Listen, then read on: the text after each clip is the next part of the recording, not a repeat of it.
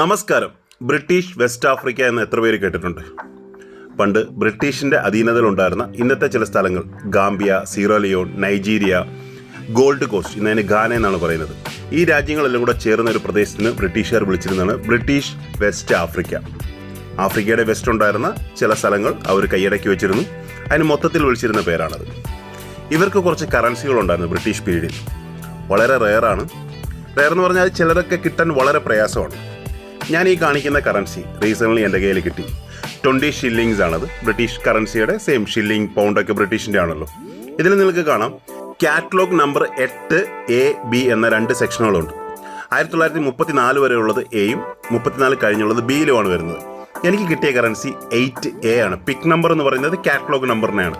നിങ്ങളിവിടെ കാണാം മുകളിൽ British west Africa currency board, താഴെ പിക്ക് എന്ന് കണ്ടിട്ട് ഒരു നമ്പർ ഇട്ടിട്ടുണ്ട്. അത് കാറ്റലോഗിലുള്ള നമ്പറാണ് പിക് നമ്പർ എന്ന് പറയുന്നത്. ആ പിക് നമ്പർ 8A ആണ് എനിക്ക് കിട്ടിയത്. ഏറ്റവും കൂടുതൽ ഫേക്ക് വരുന്ന ഒരു കറൻസി കൂടിയാണിത്.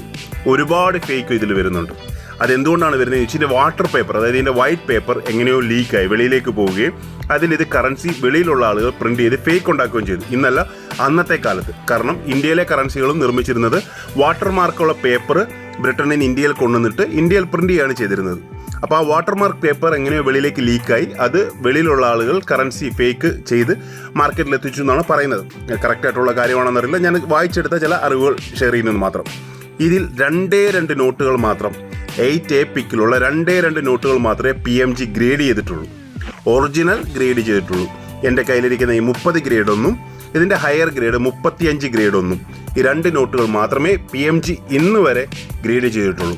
നാളെ ചിലപ്പോൾ മറ്റൊന്ന് ഗ്രേഡ് ചെയ്തേക്കാം. ഇന്ന് വരെയുള്ള കാര്യമാണ് ഞാൻ പറയുന്നത്. ഇത് അത്യാവശ്യം നല്ല റയറിറ്റിയുള്ള നോട്ടാണ്. ഇതൊരു ഇൻ്റർനാഷണൽ ഓപ്ഷനൊക്കെ ആണെങ്കിൽ ഒരു $500 മിനിമം ഇതിന് വാല്യൂ വരും. മിനിമം വാല്യൂ, സ്റ്റാർട്ടിംഗ് വാല്യൂ എങ്കിലും $500 വരും.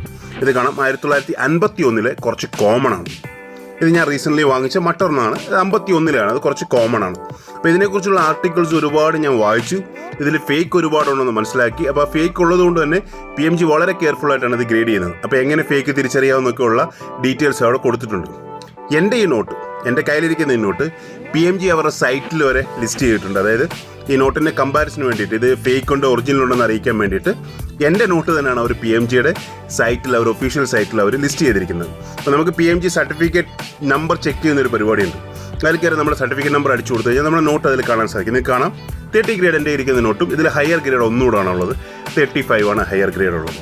അങ്ങനെ ഒരു റെയർ നോട്ടൂടെ എൻ്റെ കളക്ഷനിലേക്ക് ആഡ് ചെയ്തു. ഈ നോട്ടാണ് എൻ്റെ കയ്യിലിരിക്കുന്ന നോട്ട്.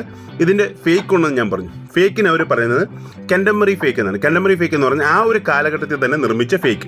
ഈ നോട്ട് ഫേക്ക് നോട്ടാണ്. ഇതിൽ എഴുതിയിരിക്കുന്ന കാണാം കണ്ടംപററി ഫേക്ക് എന്നാണ് എഴുതിയിരിക്കുന്നത്. അതായത് ആ കാലഘട്ടത്തിൽ നിർമ്മിച്ച ഫേക്ക് ആണ്. പക്ഷേ ഇത് ഫേക്ക് കറൻസി തന്നെയാണ്, ഒറിജിനൽ കറൻസി അല്ല. 53 ഗ്രേഡൊക്കെ ഉണ്ട്, പക്ഷേ ഫേക്ക് ആണ്. വീഡിയോ കണ്ട എല്ലാവർക്കും ഒരുപാട് നന്ദി. Keep watching. Thank you very much.